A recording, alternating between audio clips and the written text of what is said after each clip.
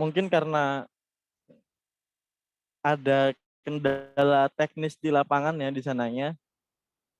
Ini juga belum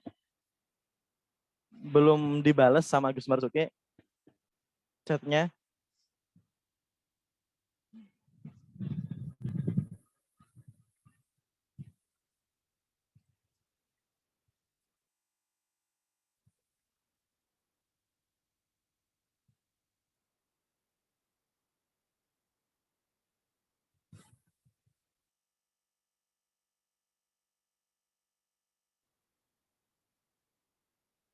Lagi berusaha login pakai HP.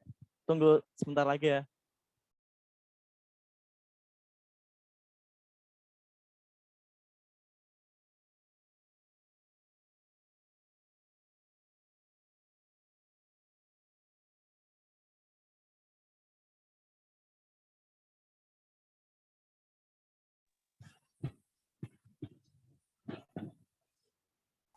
Halo, assalamualaikum.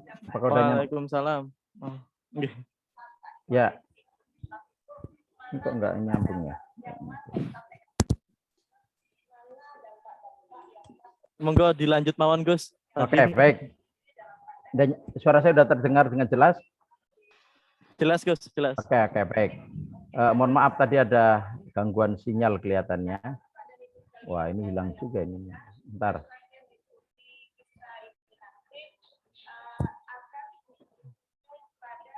Baik, saya punya waktu sangat ini apa namanya?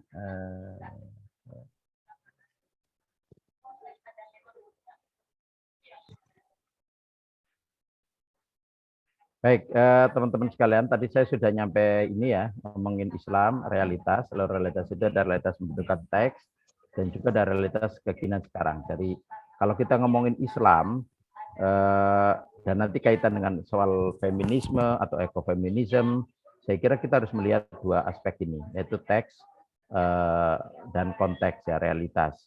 Teks itu nanti tentu masyadirul asasiyahnya itu adalah Al-Quran dan Hadis, terus kemudian realitas itu adalah realitas menunjukkan teks dan juga realitas kehidupan sekarang. Tetapi seringkali kita melupakan akal. Padahal menurut saya akal itu sangat penting, karena teks ini tidak mungkin bisa berbunyi tanpa ada akal ya, tanpa ada akal. Kata Sayyidina Ali, teks ini adalah khatun masturun la yantiqu wa innama yantiqu bil insan, atau wa innama yantiqu bir rijal. Jadi teks ini hanyalah teks tulisan yang madhafatil mushaf, yang tulisan yang ada di dalam dua cover. Dia tidak berbunyi apa-apa, yang membunyikan adalah akal. Karena itu sesungguhnya ketika kita ngomongin teks, maka sebetulnya akal memiliki peranan penting. Misalnya orang sering ngomong ar-rijalu qawwamuna 'alan nisa'i bima faddalallahu ba'dahum 'ala ba'din wa bima anfaqu min amwalihim. Lalu padahal artinya adalah laki-laki itu pemimpin atas perempuan. Misalnya ya, ini terjemahan yang umum. Laki-laki itu pemimpin atas perempuan. Bima faddalallahu ba'dahum ala ba'din wa bima anfaqtum min amwalihim. Karena Allah melebihkan sebagian. Nah, ini bisa sebagian laki-laki atas perempuan atau sebagian laki-laki atas laki-laki yang lain. Wa bima anfaqtum min amwalihim, dan karena laki-laki itu memberikan nafkah. Al-Qur'annya padahal cuma bilang bahwa laki-laki itu pemimpin atas perempuan karena dua hal, yaitu punya kelebihan dan karena memberikan nafkah. Tapi kemudian seringkali orang ngomong oleh karena itu, oleh karena itu perempuan tidak boleh memimpin. Oleh karena itu perempuan harus taat sama suami. Lah ini oleh karena itunya kan sudah akal ini. Kalau saya misalnya oleh karena itu laki-laki harus melindungi perempuan. Oleh karena itu laki-laki tidak boleh melakukan kekerasan dan menyakiti perempuan karena dia adalah pemimpin. Kalau dia misalnya melakukan kekerasan, melakukan ketidakadilan, maka dia adalah pemimpin yang brengsek gitu. Tetapi kebanyakan kan orang menyebutnya oleh karena itunya beda. Laki-laki itu pemimpin atas perempuan, oleh karena itu perempuan harus taat sama suami. Oleh karena itu perempuan tidak boleh jadi pemimpin. Itu loh. Ini akal di sini yang mempengaruhi. Padahal Al-Qur'annya cuma bilang ar-rijalu qawwamuna 'alan nisa'i bima faddallallahu ba'dahum 'ala ba'din wa bima anfaqu min amwalihim. Tapi oleh karena itunya itu akal yang sudah mengatakan. Kalau saya oleh karena itunya beda. Laki-laki itu minta perempuan, oleh karena itu laki-laki harus melindungi perempuan. Oleh karena itu laki-laki tidak boleh melakukan kekerasan terhadap perempuan. Oleh karena itu laki-laki harus memastikan hak-hak kemanusiaan perempuan terpenuhi dan terlindungi secara optimal, misalnya gitu. Lah ini akal. Karena itu akal ada. Nah, akal juga lah yang membaca realitas. Nggak mungkin realitas akan berbunyi tanpa akal. Karena realitas juga sama dengan teks ya. Ini hamparan teks, ini hamparan realitas yang mereka hanya bisa berbunyi karena ada akal. Nah, inilah akal namanya perspektif. Karena itu dua-duanya ini bisa menjustifikasi keadilan, bisa juga sebaliknya menjustifikasi ketidakadilan. Bisa memberdayakan, bisa juga memperdayakan, tergantung akalnya ke perspektif. Nah, dalam konteks perspektif kita punya namanya maqasidus syariah. Nah, ini yang bisa digunakan untuk membaca teks. Nah, ini maqasidus syariah itu penting. Kita harus menggunakan perspektif maqasidus syariah. Yaitu maqasidus syariah itu kan kalau menurut Imam Ghazali itu adalah kemaslahatan. Kemaslahatan itu adalah hifdzuddin, hifdzun nafas, hifdzul aqal, hifdzul nasl, hifdzul arid, terus hifdzul mal, kira-kira gitu. Tapi dalam konteks yang lain bisa juga kita tarik maqasidus syariah itu adalah atau maqasidus syari' ya, pada tataran al-maqasid al-aliyah, maqasid yang tertinggi itu adalah al-adalah, al-maslahah ar-rahmah. Jadi kullu syariah adalatun, kullu syariah rahmatun, kullu syariah hikmatun, kullu syariah maslahatun. Fa kullu mas'alatin kharajat minha falaysat minasyariah. Nah, ini kira-kira nanti maqasid syariah itu. Jadi maqasid syariah itu adalah keadilan, kerahmatan, kebijaksanaan yang ini harus membaca untuk teks. Kalau tidak sesuai dengan maqasid syari', maka teks ini ya bukan syariat, kira-kira gitu. Lah kemudian ada juga maqasidul mukallaf. Lah ini yang kemudian untuk membaca realitas. Lah kerangka ini saya kira bisa digunakan oleh teman-teman untuk membaca teks apapun ya. Dan saya memahami Islam itu seperti ini. Lah mau Islam seperti ini karena ketika membaca Islam yaitu pertama harus melibatkan teks, terus melihat realitas, dan juga jangan lupa akal. Karena akal memiliki peranan yang sangat penting. Saya kira omong kosong, orang ngomongin teks, ngomongin realitas tanpa akal. Justru akal inilah yang paling penting. Paling penting karena dia akan membaca teks, membaca realitas, dan karena itulah perspektif kita harus kita tata untuk menemukan itu. Lah, ayat-ayat Al-Quran, teman-teman sekalian, ini kan wahyu Tuhan untuk manusia, jelas ya, hudan linnas. Lalu kemudian ayat-ayat ini bersentuhan dengan realitas sosial yang timpang, patriarkis dan misoginis ya. Jelas pada saat itu ketika Nabi hadir, itu orang punya anak perempuan aja malu. punya anak perempuan aja malu, bahkan dikubur hidup-hidup ya. Bahkan wa idza busyira ahaduhum bil unsa muswaddan wajuhu fahuwa kazim. Apabila diberitakan dia punya anak perempuan, itu langsung muswaddan wajuhu. Wajahnya itu merah padam, marah. Wahuwa kazim, dan dia marah. Itu saking tidak sukanya punya anak perempuan pada saat itu orang jahiliyah. Lalu oleh Islam diangkat, nggak apa-apa punya anak perempuan. Anak perempuan juga sama dengan manusia.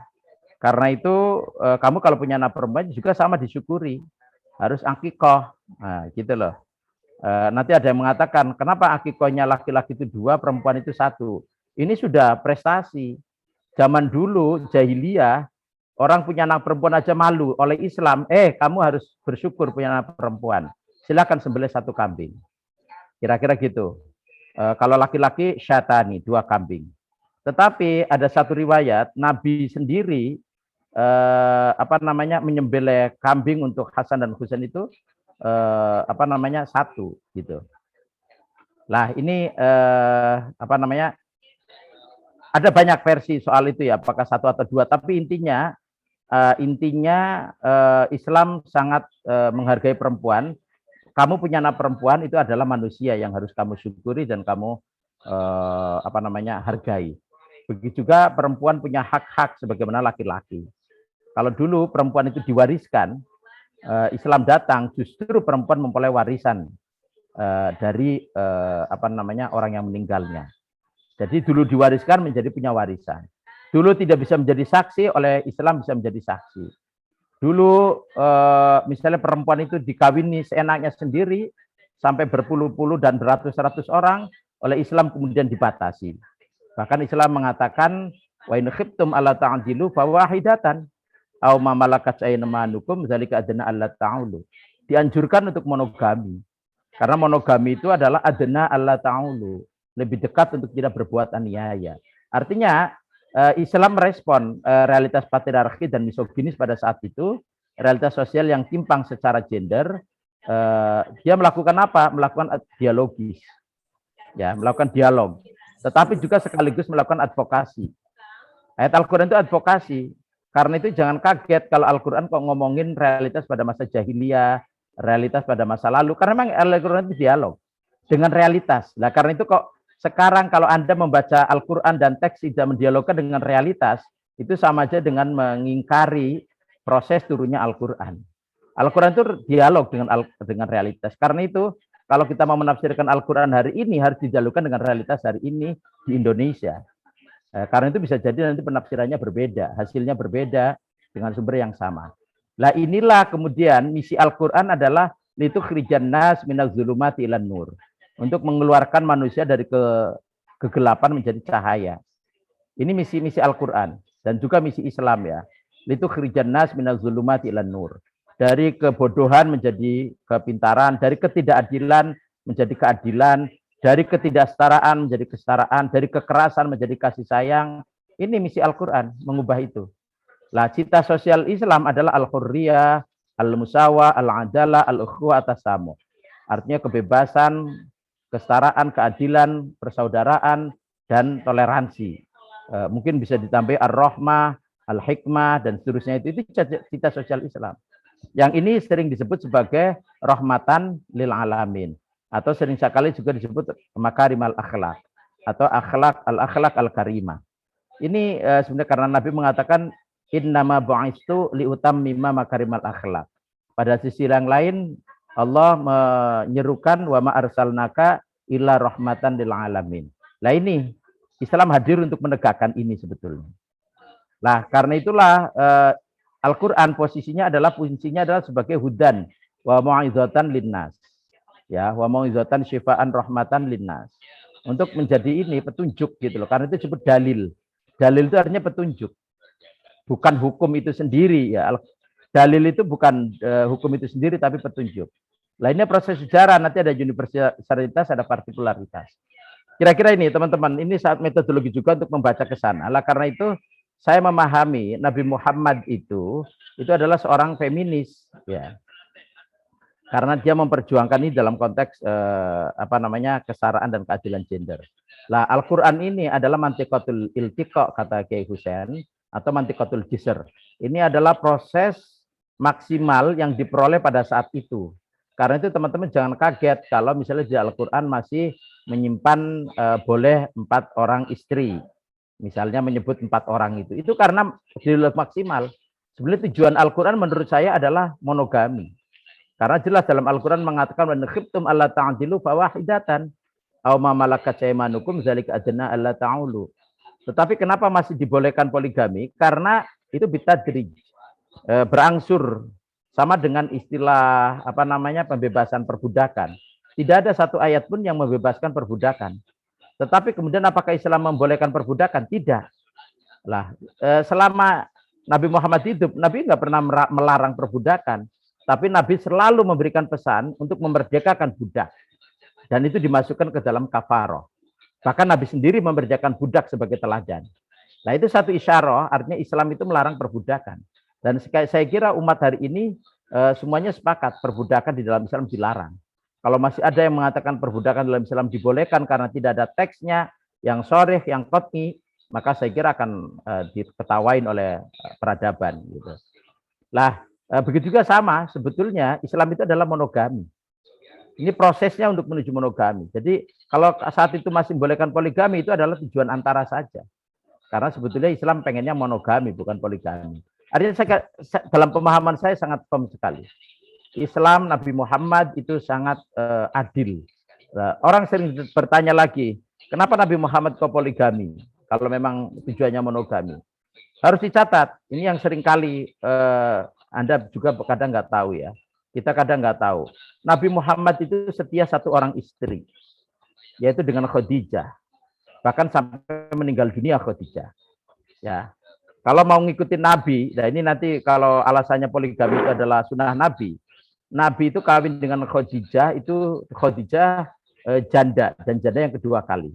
Usianya lebih tua Khadijah 15 tahun daripada Nabi Muhammad. Oke, ini perlu dicatat. Terus kemudian Nabi Muhammad kawin dengan Khadijah itu selama 28 tahun. Dan Nabi Muhammad tidak pernah poligami.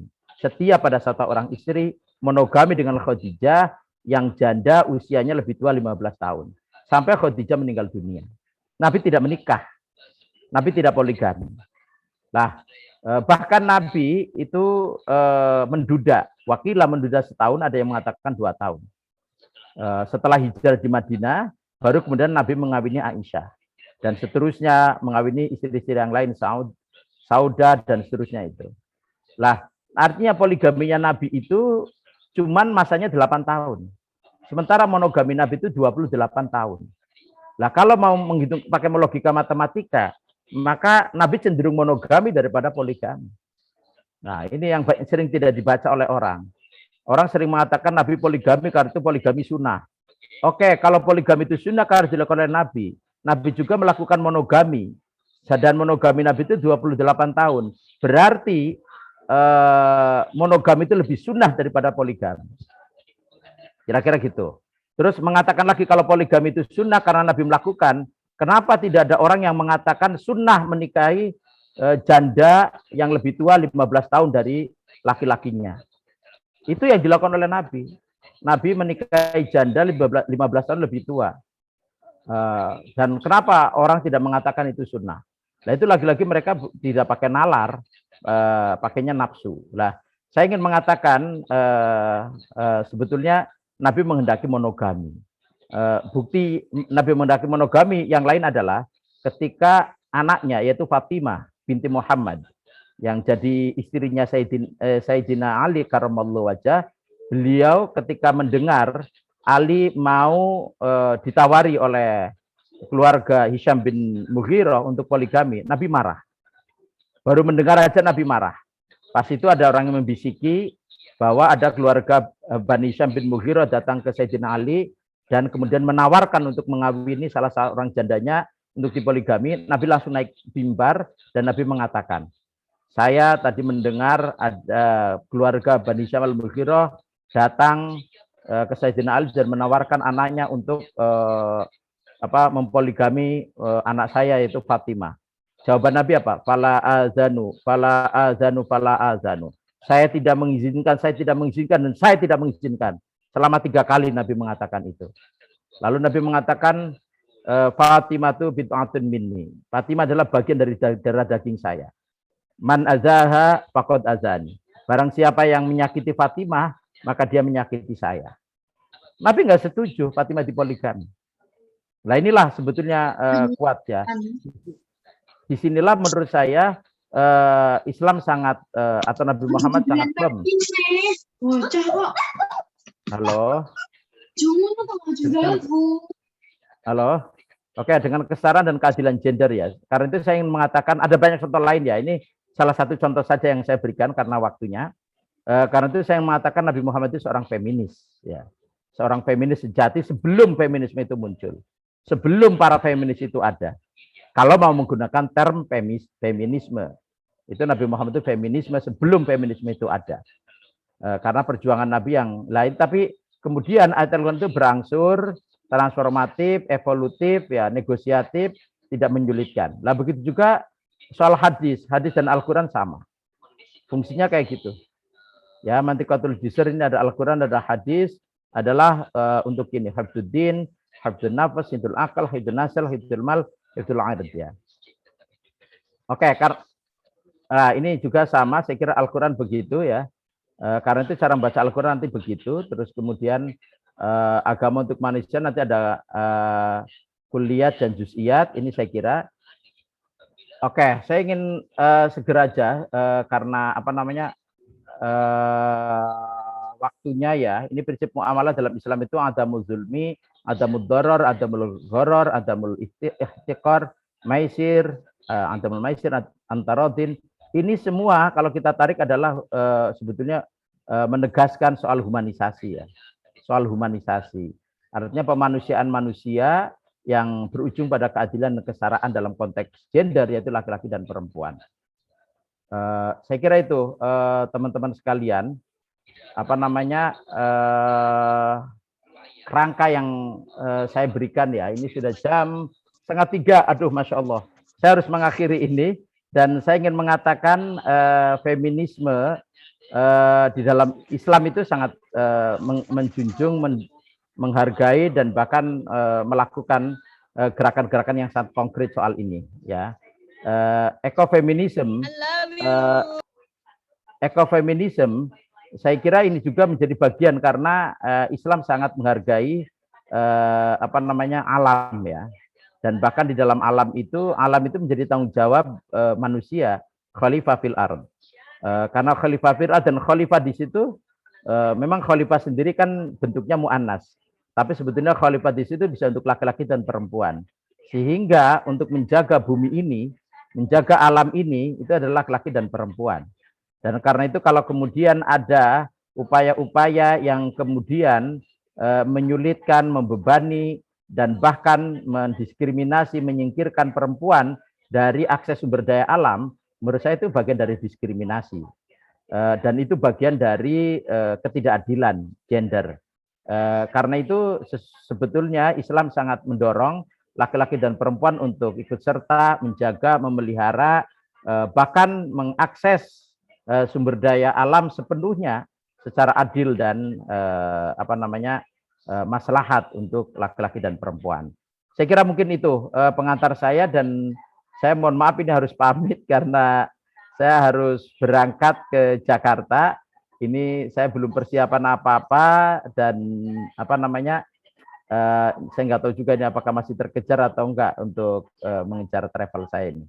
Saya kira itu, Mas Syafiq. Mudah-mudahan ada manfaatnya. Mohon maaf saya terburu-buru dan sama sekali saya nggak tenang ini. Tapi karena saya ingin memenuhi undangan teman-teman, jadi baiklah saya sampaikan itu. Mudah-mudahan ada manfaatnya. Nanti bisa diskusi dengan narasumber yang lain.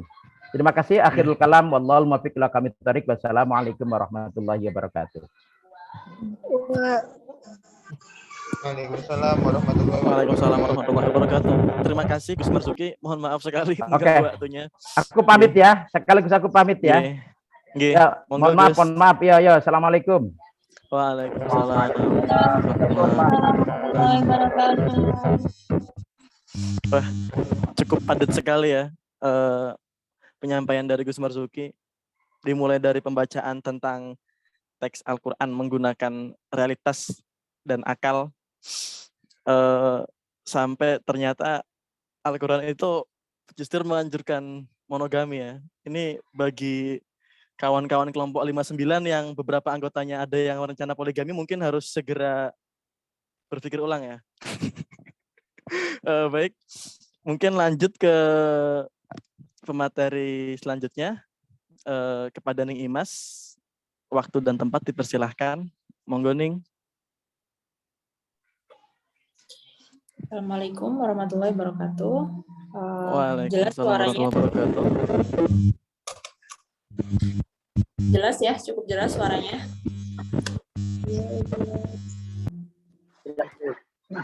Jelas Ning. Oke, alhamdulillah. Terima kasih pada kesempatan siang hari ini. Saya akan memberikan sedikit banyak materi. Meski tadi sudah disampaikan oleh Kiai Haji Marzuki, sangat luar biasa sekali. Mungkin di sini saya akan menyampaikan pada sudut pandang yang sedikit berbeda, karena memang pada dasarnya prinsip syariat itu tetap dan bagaimanapun juga pasti mengharapkan kemaslahatan untuk umat, sehingga kemanusiaan itu dalam Islam sendiri lebih diutamakan sebelum keberagamaan. Karena memang prinsip Islam di sini adalah rahmatan lil alamin, seperti yang dipaparkan oleh Kiai Marzuki tadi. Rahmatan lil alamin di sini berarti mendahulukan hak-hak kita sebagai human atau sebagai manusia, yang sehingga seharusnya Islam itu tidak ada ajaran yang mengintimidasi ataupun memberatkan kita sebagai sosok individu, entah itu kaitannya dengan gender atau relasi sesama, atau juga bahkan terhadap diri kita sendiri. Jadi di sini saya ingin memaparkan juga bahwa dalil yang kita pakai ataupun filter kehidupan serta batasan-batasan kehidupan yang hendaknya kita pegang teguh itu memang ada berasal dari dalil akli, namun juga ada dalil nakli. Memang akal kita itu hendaknya digunakan, rasio kita ini yang membedakan seorang manusia dengan makhluk yang lainnya, yang mana manusia itu sama seperti hewan dalam hal berkembang biak dan menyerap makanan seperti halnya tumbuhan, namun yang membedakan adalah manusia diberi rasio yang supaya digunakan dengan sebaik mungkin untuk mencari dan juga menetapkan diri pada jalan kebenaran. Nah, di sini kita diberikan petunjuk oleh Allah, oleh Tuhan semesta alam, yaitu melalui Al-Quran dan juga hadis. Al-Quran di sini adalah sebuah teks, sebuah kitab suci yang turunnya ini berangsur-angsur dengan adanya sebab. Makanya Al-Quran itu ada asbabun nuzul, ada asbabul furudnya. Asbabun nuzul itu bagaimana sebab-sebab Al-Quran atau ayat ini diturunkan. Asbabul furud itu bagaimana ayat ini itu turun, lalu timpang tindih dengan ayat sebelumnya. Karena banyak hukum-hukum Islam itu yang dinasakh ataupun disalin. Misalnya dulu ketika Nabi melarang perempuan ziarah kubur karena pada saat itu perempuan ini cenderung histeris dan sangat berlebihan dalam menghadapi kehilangan, sehingga di sini seolah-olah seperti halnya menunjukkan ketidakrelaan kita terhadap takdir, terhadap apa yang terjadi. Padahal kan iman kepada takdir itu merupakan sebuah bagian basic sekali yang harus dimiliki oleh setiap muslim. Nah, di sini oleh sebab itu pertama Nabi melarang perempuan untuk berziarah kubur. Tapi kemudian ternyata setelah berjalan beberapa waktu hukum tersebut dinasakh ataupun disalin. Dinasakh di sini menjadikan perempuan boleh melakukan ziarah kubur. Nah, ini ada hukum-hukum yang dinasakh begitu sehingga Al-Quran ini meskipun kita ketahui turunnya ini memberikan banyak sekali batasan-batasan, pengetahuan dan juga hikmah, tapi perlu ditelisik lebih lanjut untuk menghasilkan sebuah hukum Islam, karena harus mempertimbangkan asbabul furud dan juga asbabul nuzulnya supaya hukum yang kita pakai itu memang benar, sebab sesuai dengan konteksnya secara tekstual maupun sebab sesuai dengan secara tekstual ataupun kontekstual. Tidak hanya dari segi tekstualnya saja, tapi secara kontekstual itu memang betul bisa dipertanggungjawabkan dan sesuai dengan maqasid syar'i ataupun hukum yang hendak ditelurkan. Jadi tadi dulu dalil akli juga dalil nakli. Nah, dalil nakli di sini termasuk Al-Qur'an dan hadis. Sunnah itu ada yang namanya sunnah maqoliyah, ada sunnah ahwaliyah. Jadi ada kalanya Nabi itu hadisnya berupa ucapan, ada kalanya berupa tingkah laku. Karena apa? Kita membutuhkan uswatun hasanah. Jika misalnya kita tidak membutuhkan panutan, maka mungkin saja Allah itu akan menurunkan Al-Quran hanya dengan kitab saja, tanpa adanya Nabi, tanpa adanya tata cara ataupun tanpa adanya akhlak yang perlu kita teladani dari seorang utusan itu sendiri, yaitu adalah Nabi Muhammad. Makanya Nabi Muhammad itu diturunkan liutamima makarimal akhlak, hanya untuk menyempurnakan akhlak manusia. Karena memang sebetulnya relasi akhlak, bagaimana cara kita membawa diri kita itu adalah yang paling penting.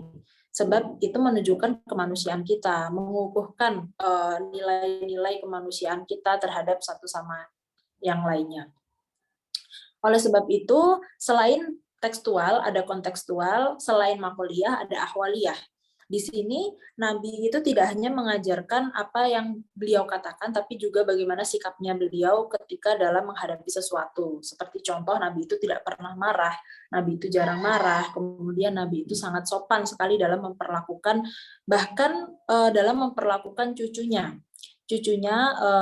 Sayyidina Hasan dan Husain, Nabi itu sangat menghargai anak kecil, menghormati anak kecil, dan juga menyayangi mereka. Bahkan dalam suatu hadis dikatakan, la yarham, mal la yarham, la yurham. Barang siapa yang tidak mengasihi, maka dia tidak akan dikasihi. Ini menunjukkan bahwa Nabi itu sangat mencontohkan nilai-nilai yang di situ sangat-sangat memanusiakan manusia, sangat-sangat mengunggulkan rasa kemanusiaan kita, dan juga hak-haknya seseorang itu hendaknya untuk diberikan dengan sebaik mungkin. Begitu. Bahkan suatu ketika Nabi pernah berhutang kepada seorang Yahudi di situ, padahal hutang tersebut belum jatuh tempo, tapi orang Yahudi ini sudah menagih hutangnya dengan cara yang sangat kasar, dengan marah-marah, memegang kerahnya Nabi, sampai akhirnya Sayyidina Umar saat itu gerah sekali, tidak tahan. Kenapa Nabi diperlakukan sedemikian buruknya, padahal hutangnya saja belum jatuh tempo. Di situ Nabi bahkan melarang Sayyidina Umar untuk menghardik kembali orang yang menghutangi, dan akhirnya menyuruh Sayyidina Umar untuk melunasi hutang tersebut, ditambah dengan kompensasi untuk membayar secara tidak langsung, untuk membayar sikap Sayyidina Umar terhadap orang yang menghutangi Nabi tersebut.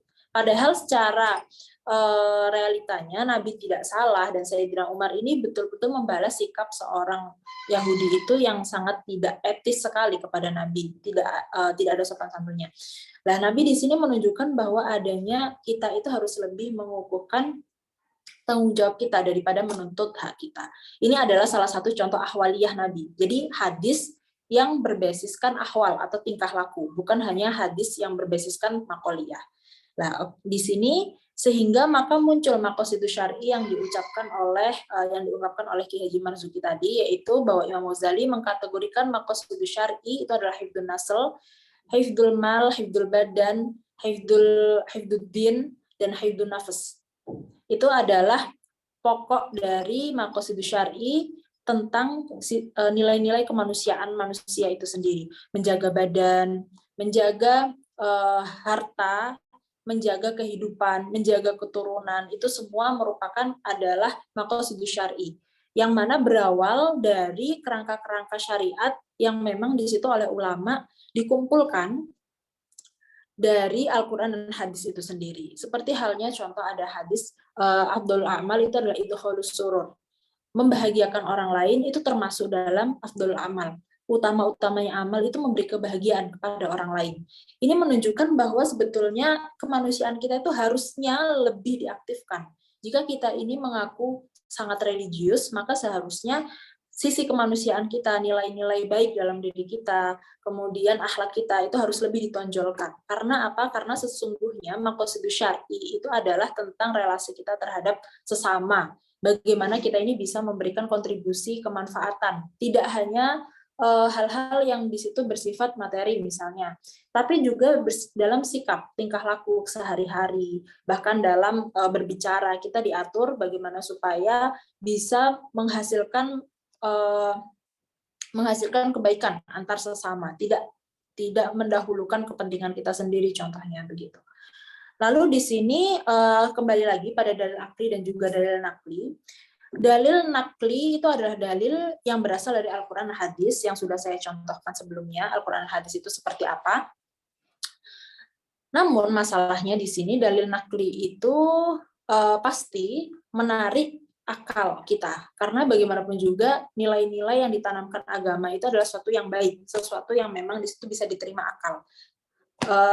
Ada ta'akuli, ada ta'abudi, tapi ada juga yang tidak bisa diterima oleh akal dan hanya bisa ditopang oleh iman kita, iman yang kuat, kemudian keyakinan kita terhadap agama itu sendiri. Oleh karena itu, ulama mengkategorikan bahwa dalil akli itu bisa digunakan ketika dalil naklinya tidak mendapatkan sebuah batasan-batasan yang jelas. Sehingga dalil akli itu harus diaktifkan karena dalil naklinya ini sedikit bias ataupun secara general saja, tidak detail. Misalnya contoh begini. Faman tasyabbaha biqaumin fahuwa minhum. Itu adalah sebuah hadis Nabi yang mengatakan bahwa barang siapa yang mengikuti atau menyerupai seseorang yang lain, melumpai sebuah kelompok, maka orang tersebut bagian dari kelompok itu. Lah, kita mengetahui bahwa berarti di sini ketika dipukul secara rata, oh berarti orang kalau misalnya mengikuti perayaannya orang kafir ataupun menggunakan atributnya orang-orang fasik, dia bagian dari mereka. Lah, sedangkan zaman itu bergulir. Zaman dahulu mungkin celana ini merupakan simbolis atau atribut yang hanya digunakan oleh laki-laki.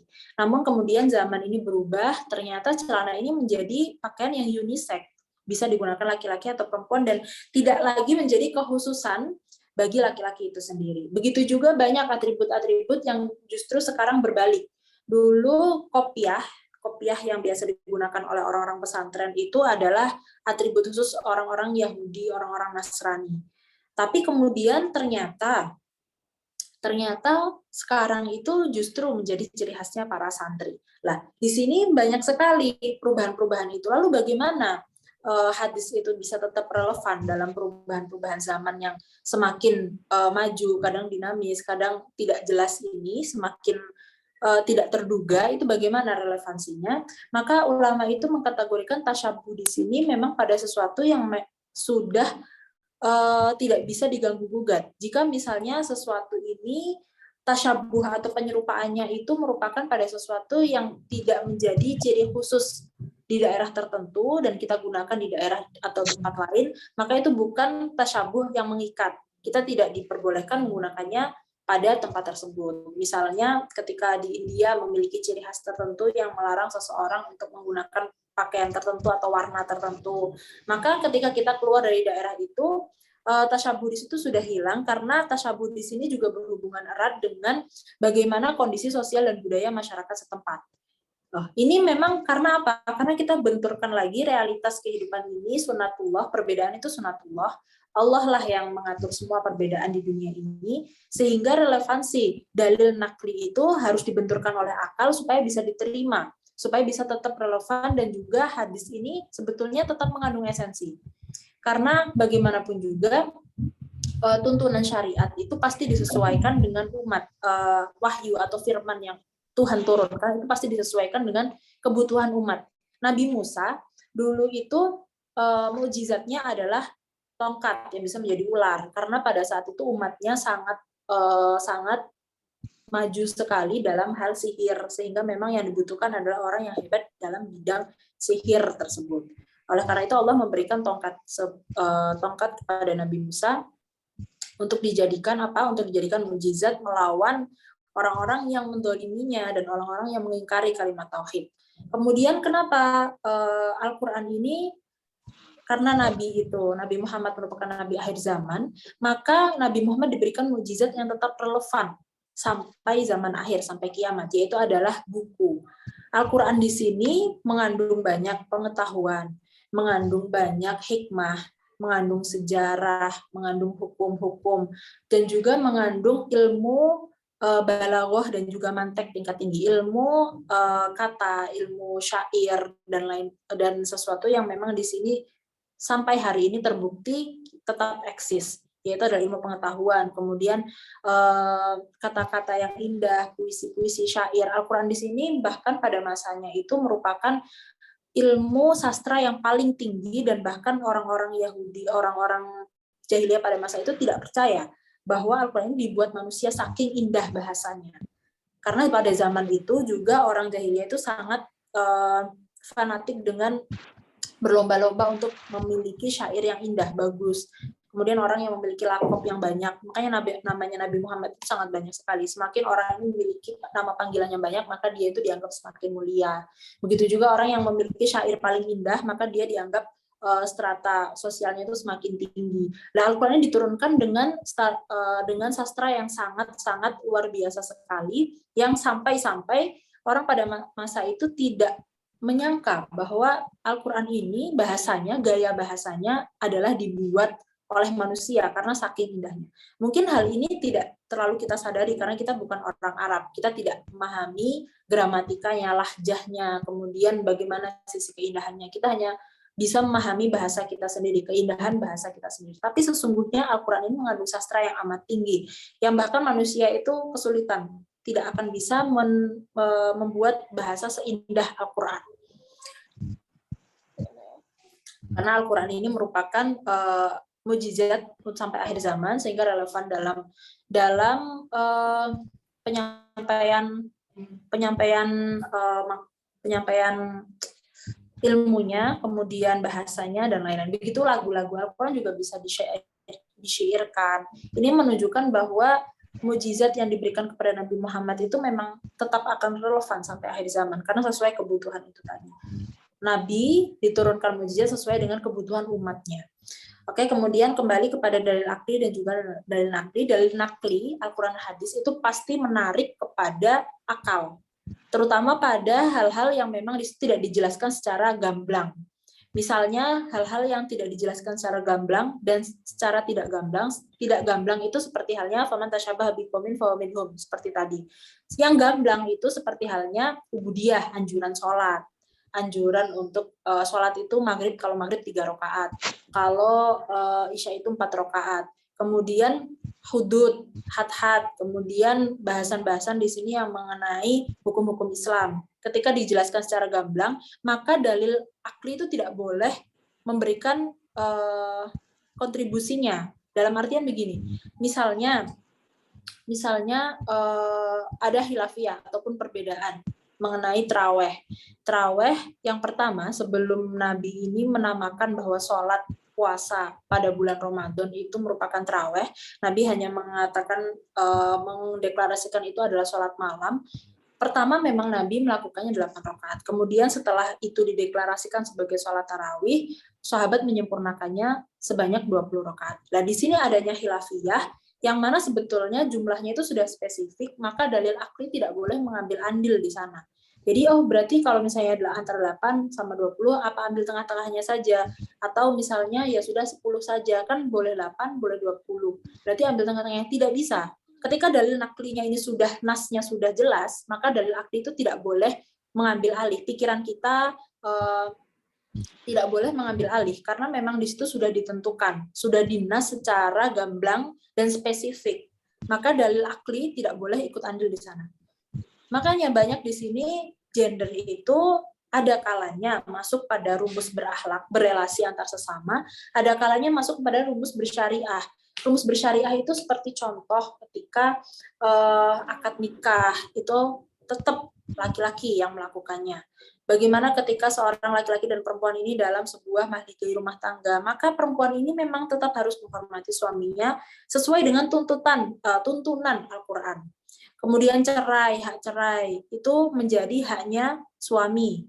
Perempuan hanya bisa hulu saja, mengajukan saja, tapi talak itu hak prerogatif suami saja. Tidak bisa perempuan menalak ataupun meminta cerai Kemudian ketika misalnya perempuan ini mengatakan talak yang akhirnya jatuh cerai, tidak bisa. Karena itu adalah mutlak milik suami, dan ini masuk kepada rumus bersyariah yang memang sudah dinas oleh hadis, Al-Quran dan hadis. Maka akal tidak bisa masuk pada ranah itu, tidak boleh.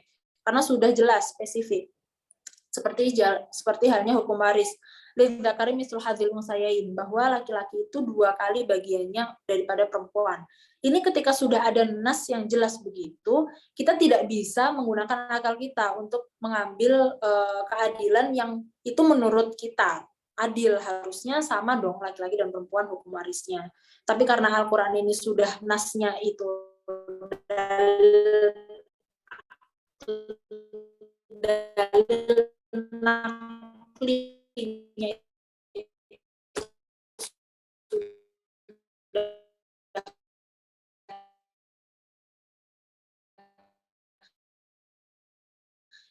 dinas secara spesifik dan gamblang, tapi dalam artian tidak menyalahi dalil akli yang sudah dinas secara spesifik. Itu cara berislam secara kafah yang aman, itu harus begitu. Tidak bisa kita ini semuanya kita pakai akal kita saja.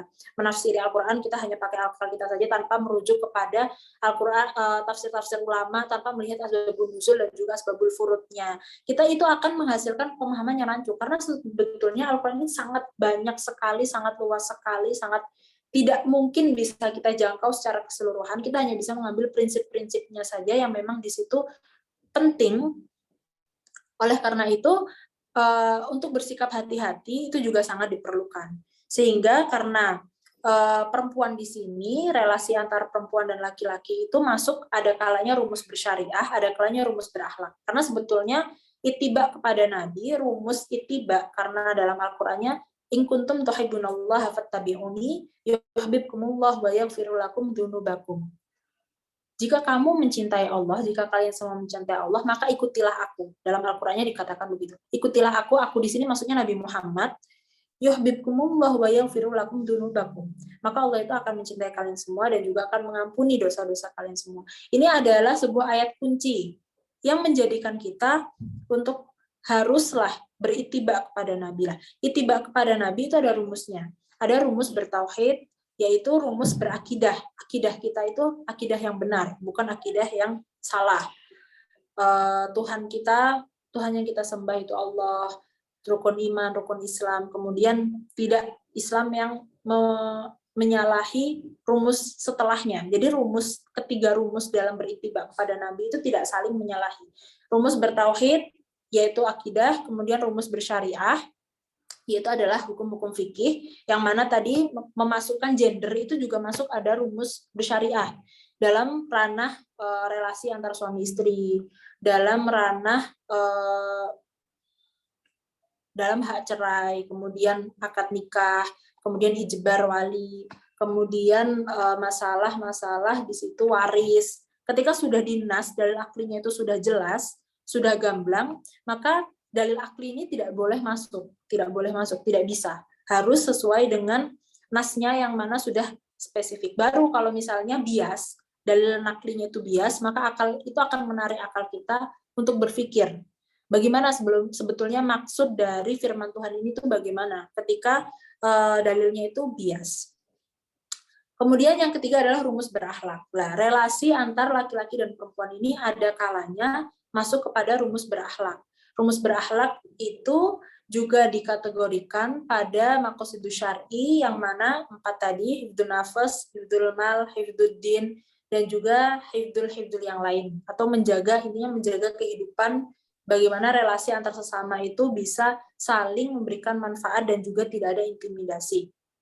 Nah, rumus berakhlak di sini, maka masuklah gender ini bahasanya kepada hal-hal yang memang di situ bisa diberikan kepada keduanya, seperti halnya pembelajaran, kemudian kemanfaatan, anjuran untuk bisa belajar secara setara. Itu ada dalam Al-Qur'annya surat Al-Baqarah ayat 228, walahunna mithlul ladzi alaihinna bil ma'ruf wali rijali alaihinna darajah wallahu azizun hakim. Di situ, dan mereka bahkan para perempuan mempunyai hak yang seimbang dengan kewajibannya menurut cara yang patut. Di sini laki-laki dan perempuan ini memiliki hak yang sama, memiliki tuntutan kewajiban yang sama dalam artian beribadah kepada Allah, mematuhi rambu-rambu syariat. Itu kita laki-laki dan perempuan itu memiliki kewajiban yang sama. Nah, oleh karena itu, orang ketika memiliki kewajiban, maka hendaknya untuk mempelajari kewajiban tersebut. Nabi mengatakan, talabul ilmi fardhatun ala kulli muslimin, dalam sebuah redaksi lain ala kulli muslimin wal muslimatin. Nah, di sini jelas. Oleh karena itu, karena memang kewajibannya sama, maka pembelajarannya juga harusnya sama, memiliki kesempatan yang sama. Sehingga pendidikan bagi perempuan dan laki-laki itu sama wajibnya, sama pentingnya. Lalu bagaimana dengan ranah kontribusi? Kita bisa melihat kembali flashback ke sejarah. Di sini bahkan dicontohkan sendiri oleh Ummul Mukmin bahwa Sayyidah Khadijah Al-Kubra itu merupakan seorang perempuan saudagar kaya raya, yang mana beliau ini bahkan kepada Nabi itu mempersunting Nabi. Jadi ketika Sayyidah Khadijah itu ingin menikah dengan Nabi, ini perempuan yang mengajukan dirinya untuk dinikahi itu perempuan. Oleh sebab itu, hukum fikih bagaimana jika perempuan ini meminta untuk dinikahi laki-laki itu diperbolehkan.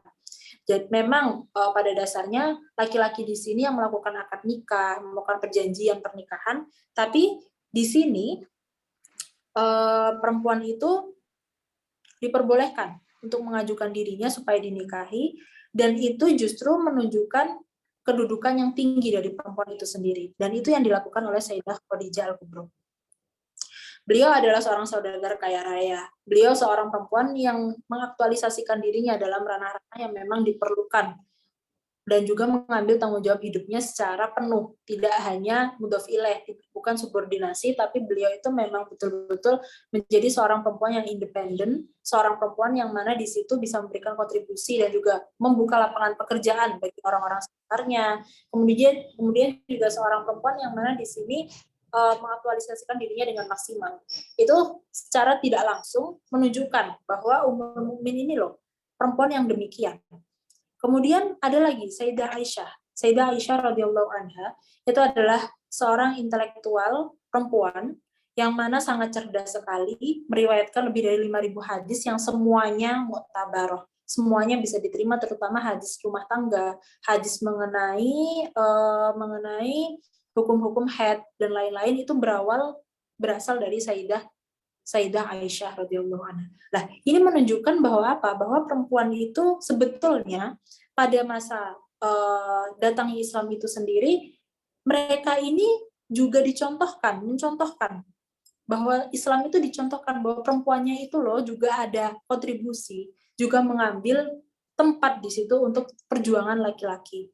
Nah, oleh karena itu ketika realitasnya berubah dalam sekarang, mungkin perempuan ini lebih dibutuhkan untuk hal-hal yang memang tidak hanya domestik saja, tidak hanya wilayah domestik saja. Kita juga dituntut untuk memiliki keterampilan, kemandirian, yang mana kita juga dituntut untuk memiliki rasa tanggung jawab yang lebih tinggi terhadap hidup kita, bukan hanya menjadi subordinasi ataupun mudhof ilaih dari laki-laki. Oleh karena itu, perempuan juga harusnya menyadari hal itu. Revolusi zaman itu pasti berubah, tapi memang konteksnya nilai-nilai Islam itu tetap, nilai-nilai Islam itu tetap, tapi revolusinya itu pasti ada sambil mengimplementasikan nilai awal. Jadi begini, dari awal seperti yang diungkapkan Kiai Marzuki tadi, awal memang Islam itu mencontohkan dengan perempuan yang memberdayakan dirinya dalam ranah intelektual seperti halnya Sayyidah Aisyah, seperti halnya Sayyidah Khadijah. Tapi di situ menunjukkan bahwa kemajuan perempuan oleh Sayyidah Aisyah dan Sayyidah Khadijah ini melebihi dari perempuan-perempuan pada masanya, sehingga menunjukkan bahwa emansipasi perempuan, kemudian pemberdayaan perempuan itu memang dalam Islam dilegalkan.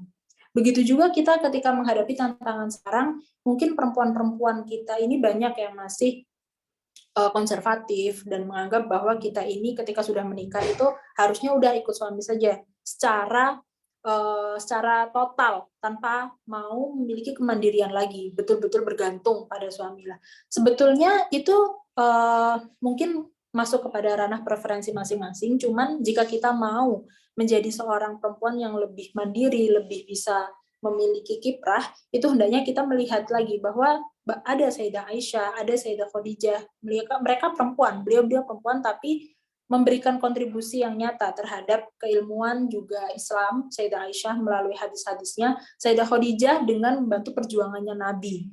Bahkan pada suatu ketika Sayyidah Khadijah ini sudah kehabisan hartanya untuk diberikan kepada jihadnya Nabi untuk membesarkan Islam, Sayyidah Khadijah berkata kepada Nabi, jika misalnya nanti Sayyidah Khadijah meninggal dan Nabi membutuhkan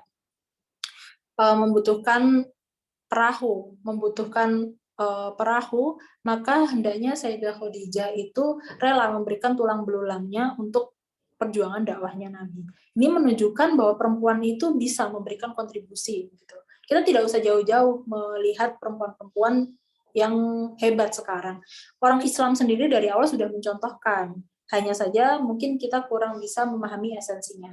Kemudian banyak sekali dalam ranah periwayatan ataupun pencetusan madhab 4. Di situ ada Sayyidah Aisyah, Sayyidah Sukainah, ada Sayyidah Nafisah, adalah perempuan-perempuan hebat, yang mana perempuan hebat ini memberikan kontribusi secara nyata terhadap peradaban Islam. Gitu. Jadi mungkin kalau misalnya membahas tentang relasi antar perempuan mengenai terhadap sosial dan juga budaya, itu yang penting kita melihat sejarah saja sudah cukup. Tapi kalau misalnya mengenai syariat, mengenai rumus bersyariah itu tadi, hal-hal yang tidak bisa diganggu gugat seperti halnya hukum waris, kemudian seperti halnya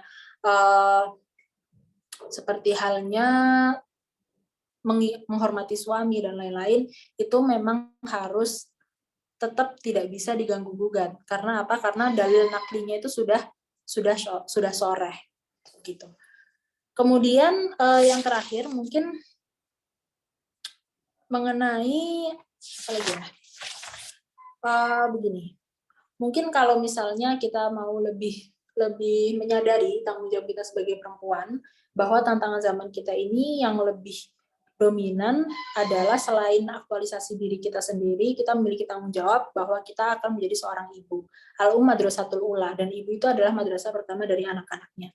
Madrasah itu seyogyanya adalah sesuatu yang memang sudah memiliki kualitas terlebih dahulu sebelum menampung siswa.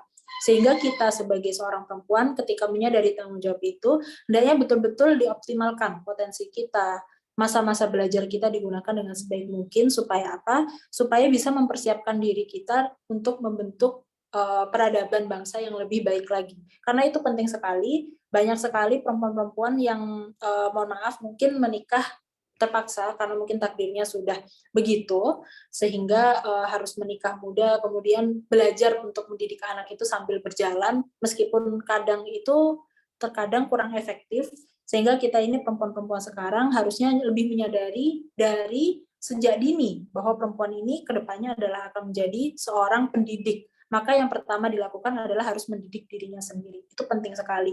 Memiliki pendidikan yang tinggi, memiliki pikiran yang kritis, memiliki kesadaran bahwa kita ini hidup bertanggung jawab atas diri kita sendiri. Maka dari itu perempuan-perempuan dimaksimalkan. Proses belajarnya itu sangat harus dimaksimalkan dengan sebaik mungkin. Karena madrasatul aula. Dan mempelajari parenting, mempelajari ilmu-ilmu yang memang di situ dibutuhkan untuk mendukung kita dalam pendidikan anak. Maka itu juga hendaknya lebih diperdalam lagi. Karena sekarang itu banyak anak-anak yang memiliki penyakit-penyakit mental yang bipolar dan lain-lain, yang saya itu sangat miris sekali. Itu sebetulnya semuanya berawal dari rumah. Orang bisa memiliki mental seperti apa, kemudian bagaimana orang itu nanti memiliki kontribusi di luar rumah, bagaimana pertumbuhan dia, itu semuanya berawal dari rumah. Nah, Nabi mengajarkan bagaimana sih cara paling efektif untuk mendidik anak, itu adalah dengan memberikan kasih sayang, dengan memberikan kasih sayang yang cukup. Ini adalah yang beliau ajarkan kepada Sayyidina Hasan dan juga Sayyidina Husain. Beliau itu sangat memanjakan dan juga memberikan kasih sayang yang luar biasa kepada cucu-cucunya. Oleh sebab itu, ketika orang ini mampu memberikan kasih sayang yang baik kepada anak-anaknya, maka anak-anak itu akan tumbuh dengan mental yang lebih sehat.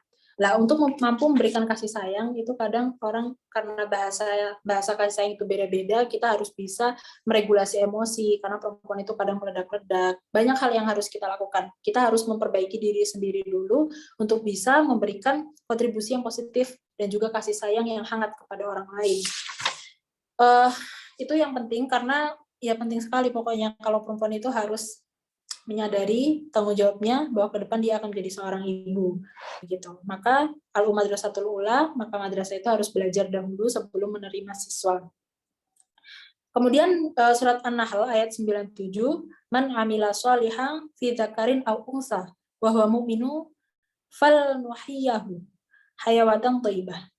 Di sini barang siapa mengerjakan kebaikan baik laki-laki maupun perempuan dalam keadaan beriman, maka pasti akan kami berikan kepadanya kehidupan yang baik dan akan kami beri balasan dengan pahala yang lebih baik daripada apa yang telah mereka kerjakan. Nah, di sini menunjukkan bahwa janji-janji Allah itu tidak hanya diberikan kepada laki-laki saja, tapi juga kepada laki-laki dan perempuan. Minta karin aungsa, banyak sekali konteks Al-Quran yang memang di situ ditujukan untuk kedua gender tidak hanya kepada laki-laki tapi juga untuk laki-laki dan perempuan. Begitu juga dalam kehidupan pernikahan kita tahu bahwa kita harus mengikuti pada suami, nurut kepada suami, tapi bukan berarti surga katut neraka nunut. Itu adalah ungkapan yang tidak benar karena pada dasarnya hisab itu akan sendiri-sendiri. Laki-laki dihisab sendiri, perempuan dihisab sendiri. Tidak masalah ibadah, masalah iman, masalah kita, tanggung jawab kita terhadap Tuhan, itu tanggung jawab kita sendiri. Tidak dibebankan kepada suami. Memang dalam mengambil pahala itu lebih mudah ketika menikah. Karena sedikit-sedikit bisa dapat pahala. Menurut suami saja pahala. Kemudian membahagiakan suami pahala. Tapi itu adalah hisapnya nanti untuk diri kita sendiri. Jadi misalnya ada suaminya itu fasad atau orang yang buruk, kemudian perempuan ini merupakan orang yang solehah. Perempuan ini tetap berbakti pada suaminya sekalipun suaminya ini tidak bisa menjadi imam yang baik. Mereka tidak bisa menjadi imam yang baik, tapi perempuannya tetap berbakti pada suaminya. Ini nanti hisapnya sendiri. Hisap untuk perempuan itu adalah kebaikan dan hisap untuk suami keburukan. Ini menunjukkan bahwa keadilan Allah itu begitu nyata. Kita memang dianjurkan untuk mengikuti perintah suami, tapi itu nanti kebaikannya kembali kepada diri kita sendiri. Hisapnya, kemudian pahalanya itu kembali kepada diri kita sendiri. Tidak dibebankan kepada suami. Maksudnya memang ridho suami itu juga sangat diperhitungkan. Tapi ketika suaminya ini bukan suami yang soleh dan istrinya kok tetap soleh, maka yang akan mendapatkan pahala itu akan istri saja, suaminya tidak. Ini menunjukkan bahwa kewajiban individu itu tetap berlaku sekalipun sudah menikah. Oleh sebab itu, perempuan itu bukan subordinasi laki-laki. Neraka nunut, surga katut, tidak begitu. Kita tetap memiliki tanggung jawab sendiri-sendiri. Tidak bisa, misalnya saya sholat, kemudian suami sholat, istri tidak sholat, ya udahlah ikut suami saja sudah sholat. Kan tidak begitu. Tanggung jawab syariat itu tetap sendiri-sendiri. Sehingga memang harus kita ini lebih menyadari bahwa kehidupan ini entah untuk laki-laki dan perempuan itu sama-sama harus digunakan sebaik mungkin dan semaksimal mungkin. Mungkin hanya itu saja yang bisa saya sampaikan. Semoga bisa diterima dengan baik, bisa memahamkan dan juga bisa memberi kita sedikit banyak manfaat atau membuka cakrawala pikiran teman-teman semua. Nanti ada sesi tanya jawab atau tidak? Mohon maaf. Iya mungkin ada sesi tanya jawab Mbak Ning. Paling sekitar 3 sesi kalau nggak salah. Oh gitu. Berarti saya belum boleh live dulu ya? Belum boleh keluar dulu ini? Karena pematerinya cuma 1, jadi belum boleh. Oke, baik. Kalau begitu saya akhiri. Assalamualaikum warahmatullahi wabarakatuh. Waalaikumsalam warahmatullahi wabarakatuh. Terima kasih atas pemaparannya nih Mas. Mungkin sangat-sangat padat ya. Bahkan ini mencatatnya juga cukup agak banyak. Meskipun saya nggak bisa mencatat sebenarnya. Baik, barangkali untuk mempersingkat waktu, barangkali ada teman-teman yang mau bertanya, yang mau sharing-sharing, tapi mohon maaf hanya sekitar 3 pertanyaan saja karena waktunya tinggal 22 menit lagi. Ya, monggo. Langsung acukan tangan. Nala Zakina. Langsung buka mic aja, enggak apa-apa. Iya, sebelumnya terima kasih karena telah diberikan kesempatan. Assalamualaikum Ning Imas.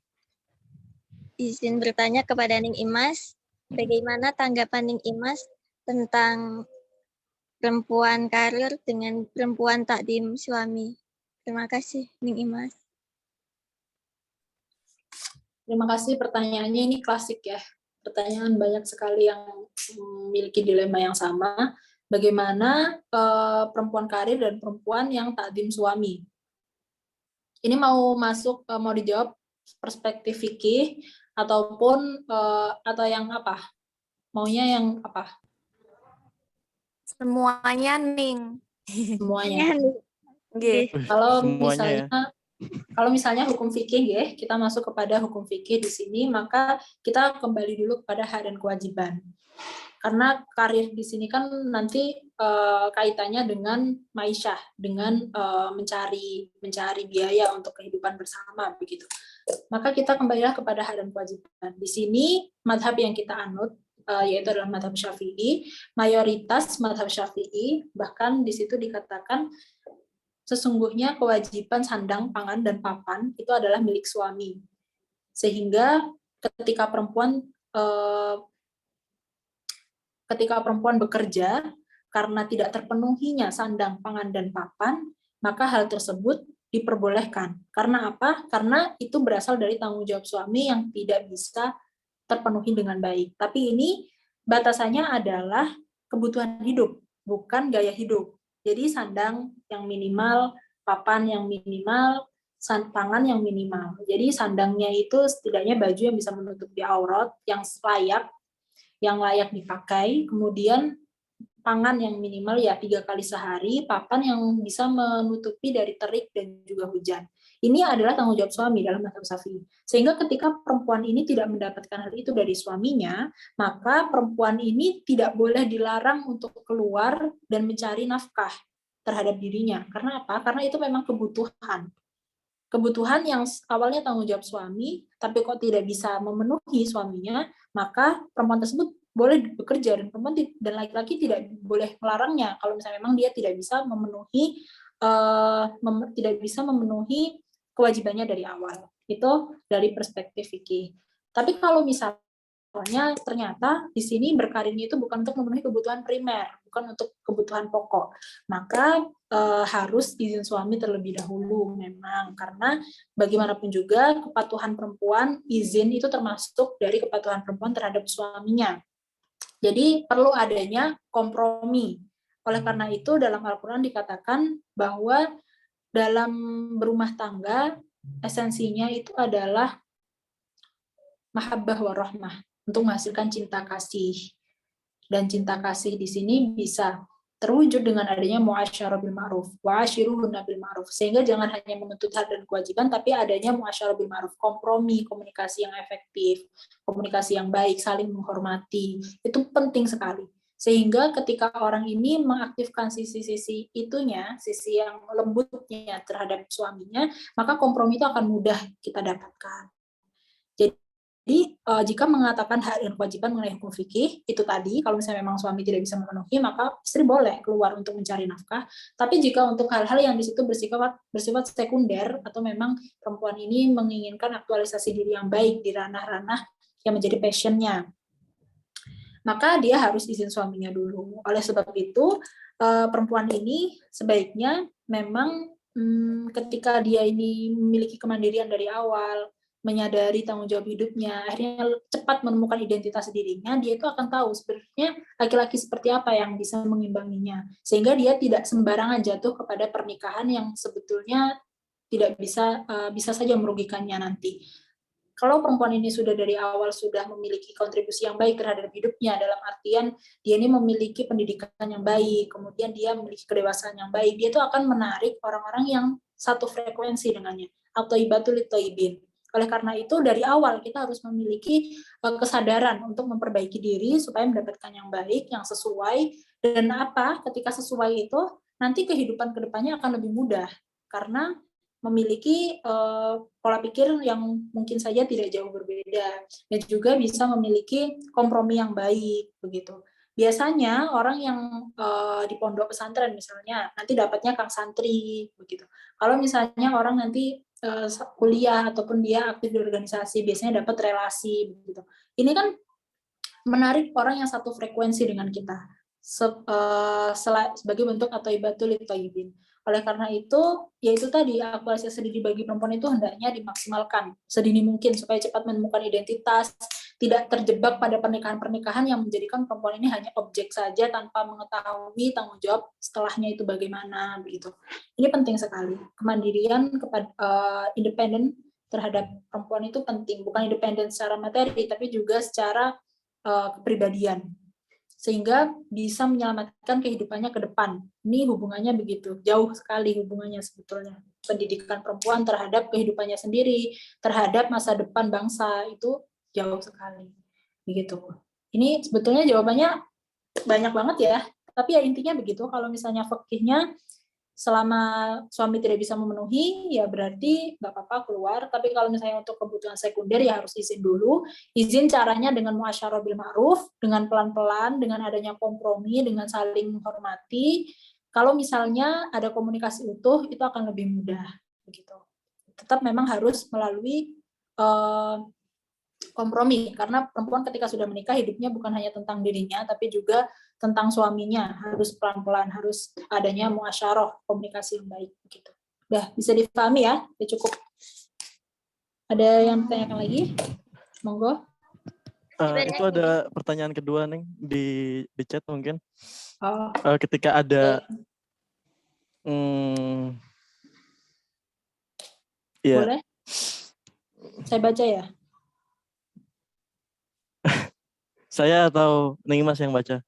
Monggo dibacakan. Saya aja nggak apa-apa. Okay. Seperti yang dijelaskan tadi, misal istri soleha, suami tidak dan terus-menerus melakukan dosa. Ini nggak ada titik komanya, agak bingung juga. Jadi semisal suami terus-menerus melakukan dosa itu, apakah istri harus tetap taat atau dosakah istri ketika meminta cerai?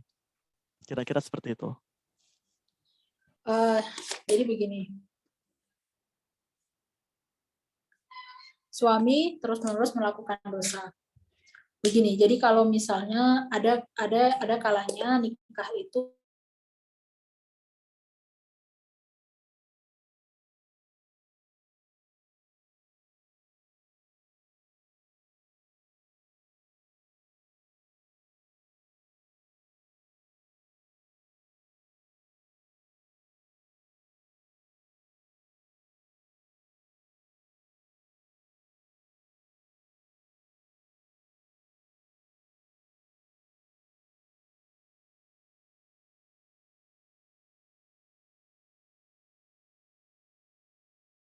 baik. Kalau misalnya perempuannya ini ditinggal, saya sedikit lupa kurun waktunya, tapi yang jelas sudah berbulan-bulan misalnya ditinggal tanpa ada kejelasan pasti, tanpa diberikan nafkah dan tanpa kabar, maka perempuan itu diperbolehkan untuk ke hakim meminta perceraian, dan nanti dalam tempo waktu tertentu talak itu jatuh secara otomatis untuk perempuan tersebut yang ditinggal begitu saja oleh suaminya. Ini dalam beberapa kurun waktu, saya sedikit lupa, nanti insya Allah saya buka lagi. Beberapa kurun waktu ketika perempuan ini ditinggal begitu saja tanpa adanya tanggung jawab dari suami sampai berbulan-bulan bahkan bertahun-tahun, maka hal tersebut melegalkan perempuan untuk meminta cerai. Itu tidak dosa karena hubungannya kaitannya dengan suami yang tidak bertanggung jawab. Ini hukum fikih. Kemudian kalau misalnya laki-lakinya itu fasid atau orang yang jelek, orang yang fasik misalnya, orang yang tidak taat agamanya itu parah, maka ini nanti kembali lagi kepada preferensi perempuan tersebut. Kalau misalnya laki-lakinya itu jelek tapi memenuhi kebutuhan perempuan ini dengan baik, maka hal tersebut menjadi preferensi kepada si wanita itu tadi. Meskipun cerai itu adalah satu-satunya perkara halal yang dibenci oleh Allah, sehingga sebaik mungkin dihindari. Makanya kenapa bahasanya wa'ashiruhunna bil ma'ruf. Kenapa bahasanya kita harus bermuasyarah dengan baik, harus mendahulukan mendahulukan kewajiban daripada menuntut hak, supaya berlangsungnya pernikahan itu bisa harmonis. Kenapa maqasid syar'i? Maqasid pernikahan itu esensinya adalah cinta dan kasih sayang, memberikan ketenangan, supaya orang ini bisa betul-betul bersatu beribadah kepada Allah dengan baik. Ini sehingga ketika untuk menghasilkan hal tersebut harus adanya hak dan kewajiban yang terpenuhi, harus adanya kebutuhan mungkin kebutuhan emosional yang terpenuhi, yaitu adalah cinta dan kasih sayang, kebutuhan hidup yang terpenuhi, yaitu sandang, pangan, dan papan. Oleh karena itu, ketika kebutuhan badan ini, kebutuhan badan dalam artian nafkah batin dan juga nafkah dohirnya tidak terpenuhi, maka diperbolehkan meminta cerai. Tapi kalau misalnya hanya dari karakter suami yang sebetulnya sudah memberikan yang terbaik, hanya saja manusia mungkin tidak ada yang sempurna, itu tidak diperbolehkan ya.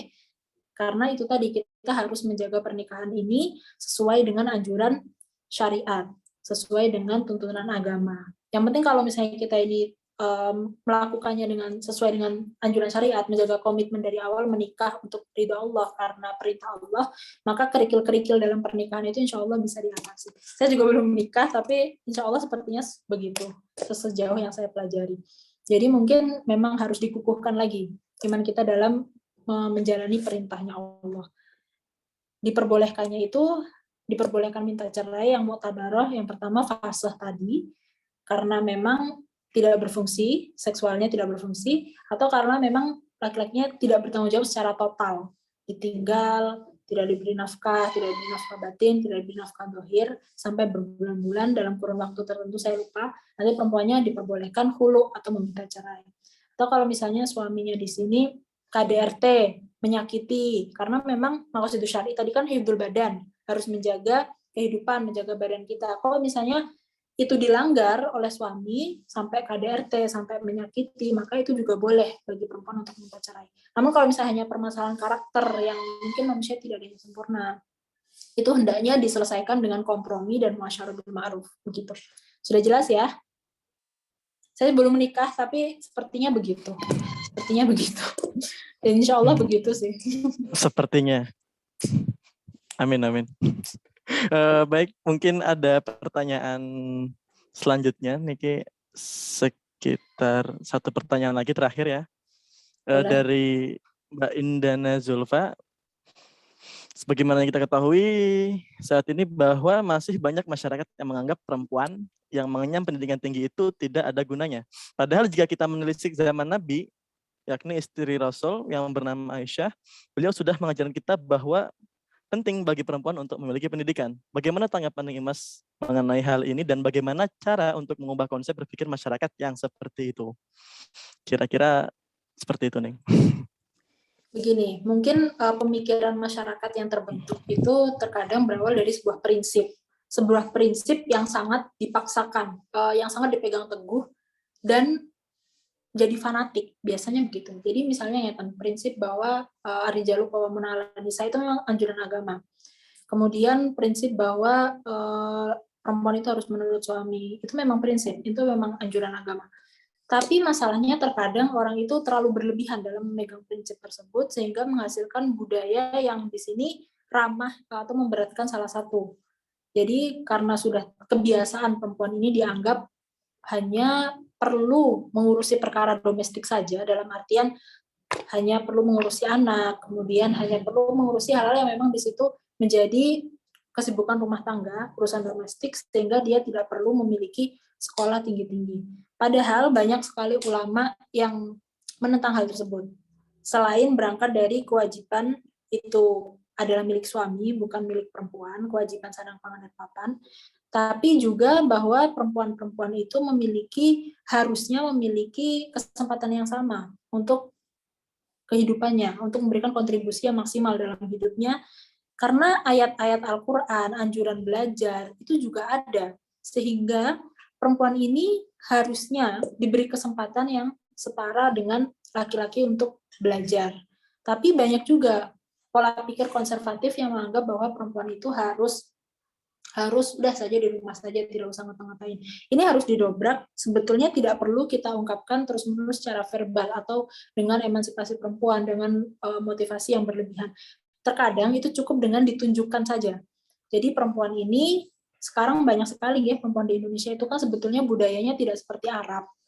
Sehingga isu-isu perempuan ini masih bisa ditoleransi. Mungkin dari segi pemikiran-pemikiran beberapa orang yang cenderung konservatif, yang menganggap bahwa perempuan ini subordinasi dan lain-lain. Tapi sebetulnya budaya kita ini ramah untuk perempuan, karena buktinya banyak sekali perempuan-perempuan yang berkiprah di ranah sosial dan budaya, bahkan politik. Itu sebabnya anjuran secara verbal itu memang bagus kita utarakan, tapi lebih bagus lagi ketika mencontohkan. Karena sekali lagi budaya kita itu bukan budaya seperti Arab, yang terlalu tertutup untuk perempuan. Bahkan mengemudi, perempuan mengemudi saja baru boleh baru-baru ini. Bioskop juga baru dibuka. Banyak hal yang memang di sini mendiskriminasi, budaya mendiskriminasi perempuan itu sebetulnya tidak terlalu parah di Indonesia. Sehingga caranya bagaimana untuk membuka cakrawala pikiran para perempuan supaya lebih menyadari tanggung jawab hidupnya adalah dengan mencontohkan. Memang mencontohkan itu lebih sulit daripada mengatakannya saja, tapi ya itulah awal dari perubahan itu tindakan. Bukan hanya ucapan saja. Ucapan iya, tapi tindakan itu yang lebih nyata. Jadi ya begitu. Karena memang sulit ya untuk mempengaruhi orang atau membuka pikiran orang.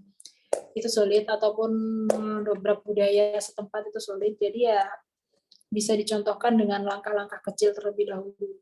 Seperti halnya sekarang motivasi-motivasi mengikuti Zoom, webinar.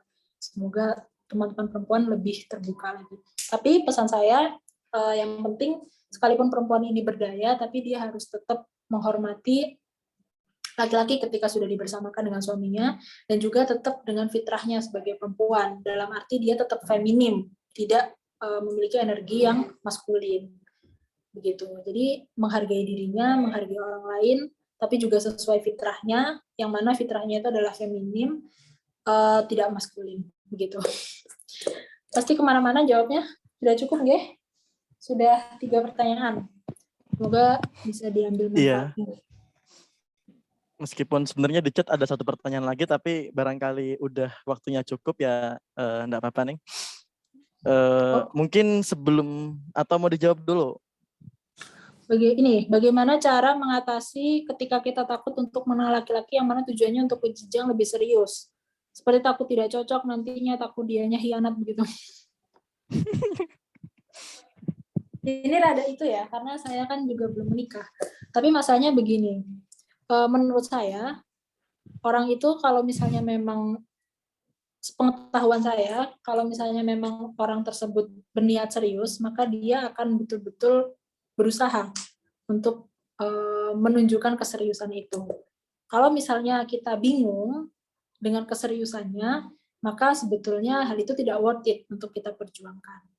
Makanya perempuan itu sebetulnya kodratnya ya udah duduk diam saja, menunggu siapa yang memang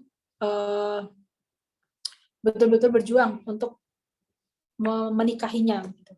Nah, lalu bagaimana tujuannya untuk ke jenjang lebih serius, takut tidak cocok nantinya, takut dia hianat dan lain-lain. Itu ada konsep dalam Islam ta'aruf. Ta'aruf di sini adalah saling mengenal. Makanya menikah itu tidak boleh seperti membeli kucing dalam karung, harus tahu dulu paling tidak fotonya, kemudian bagaimana sedikit banyak kepribadiannya, mengenal dulu itu diperbolehkan.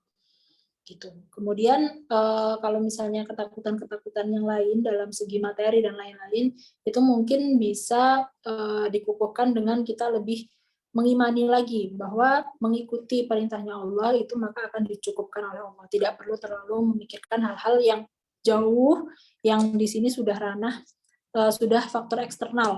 Tidak, itu kan sesuatu yang tidak bisa kita kendalikan. Karena sejatinya sudah diatur oleh Allah, yang bisa kita atur adalah kesiapan kita.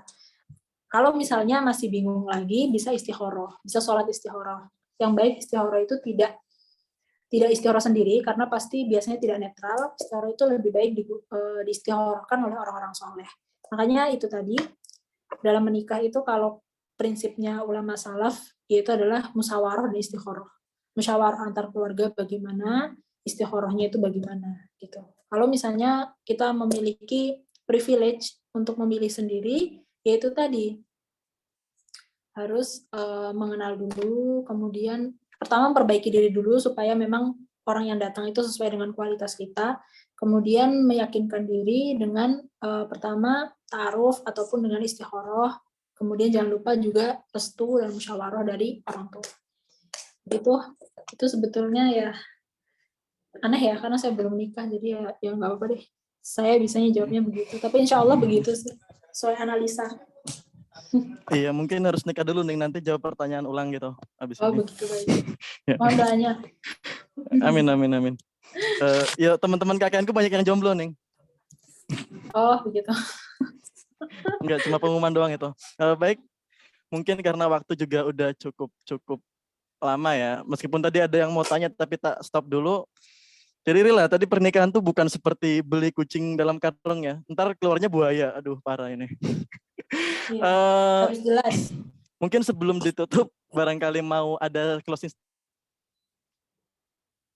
statement dulu nih, sebelum sesi foto nanti. Ada apa?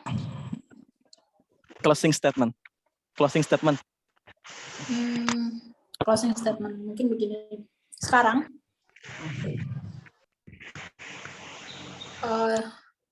bahwa prinsip Islam itu bermacam-macam, tapi apa yang paling perlu diimplementasikan adalah mana yang paling maslahah. Begitu saja. Closing statement saya. Karena kaidah fikih sendiri adalah al-masyaqqah tajribu taisir. Ketika ada kesusahan, la dororo wala diroro, itu hadis Nabi. Bahwa segala sesuatunya itu diambil saja, mana yang paling maslahah, mana yang paling mudah, mana yang paling mendatangkan kemanfaatan.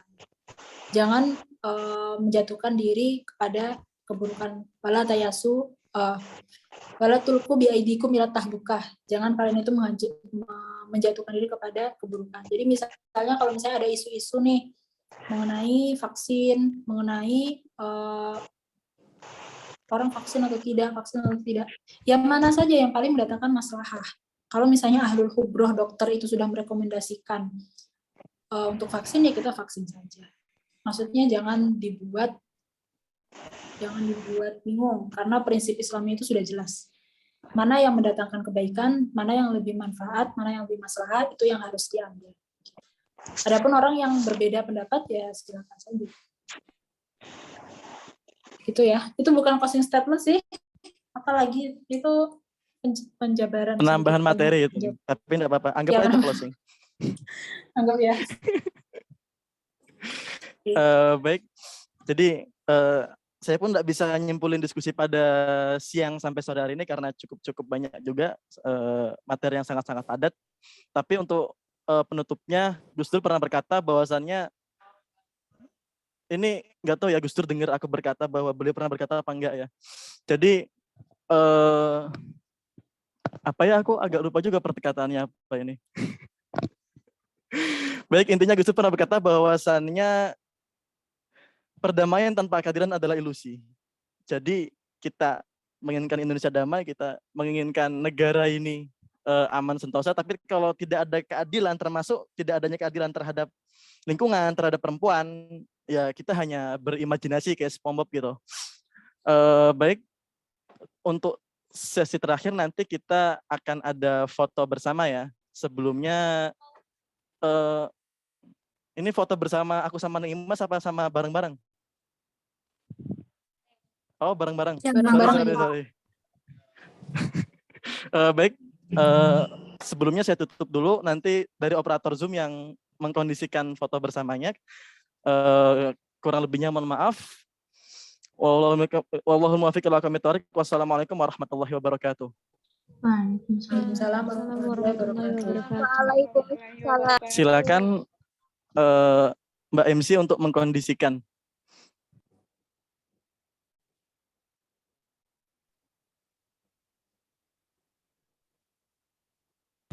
Silakan untuk teman-teman bisa on cam semua ya.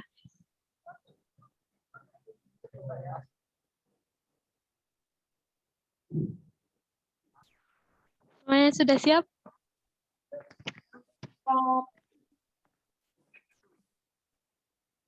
Satu, dua.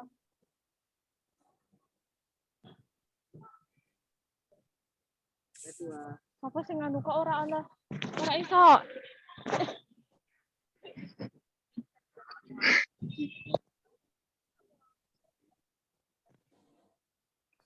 Lagi 1, 2.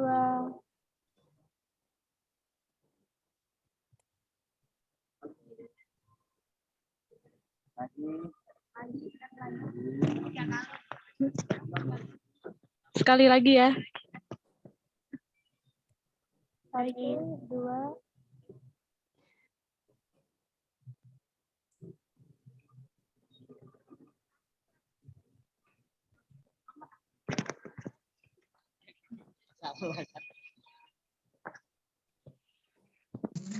Mbak Mai.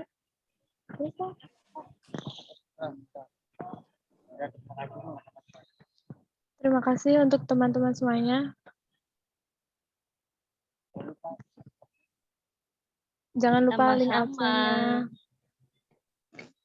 Siap, Kakak. Terima kasih Neng Imas dan panitia. Matur suwun, Fen. Terima kasih. Terima kasih Aku juga live dulu. Neng Imas. Live. Oke, sehat selalu Neng Imas. Amin. Terima kasih Neng Imas. Dadah. Dadah. Mas. Salam kenal semuanya. Jangan Jangan panik.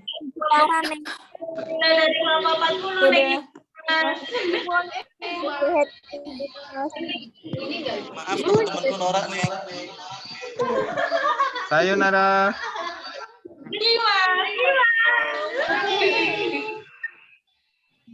Mbak Ovi. Recordnya di stop. Host, tolong recordnya di stop ini.